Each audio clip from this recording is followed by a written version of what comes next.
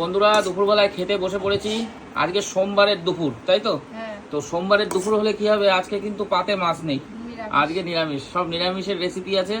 বাড়িতে একটু পুজো করেছে তো আজকে শ্রাবণ মাসের প্রথম সোমবার। আচ্ছা, তুমি খাবা না তাই তো? আমি খাবো না, আমি সাবু খাবো। সাবু খাবো তোমাদের জন্য। তাহলে পরপর দুদিন হয়ে গেল নিরামিষ, মানে রবিবারটা মাঝখানে হলো, শনিবার গেল, আর শনিবার হলো, আর রবিবারে একটু মাছ মাংস হলো, সোমবার দেখুন নিরামিষ। হ্যাঁ আমরা তো খাই, কিন্তু আমার তো লাগে ভিডিও করার জন্য, যেটা এটা হচ্ছে আসল কথা, বাকি আর কিছুই না।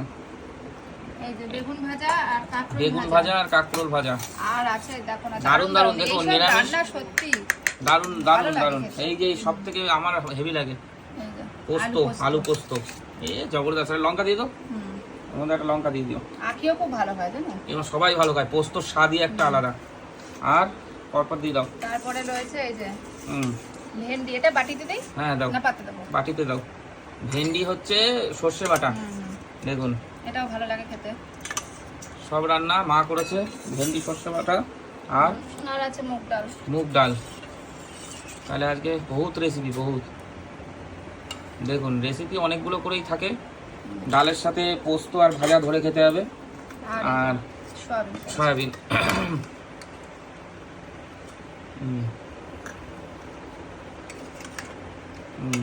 নিরামিষ সয়াবিন আলু দিয়ে মাছ খেতে খেতে ব্যাস।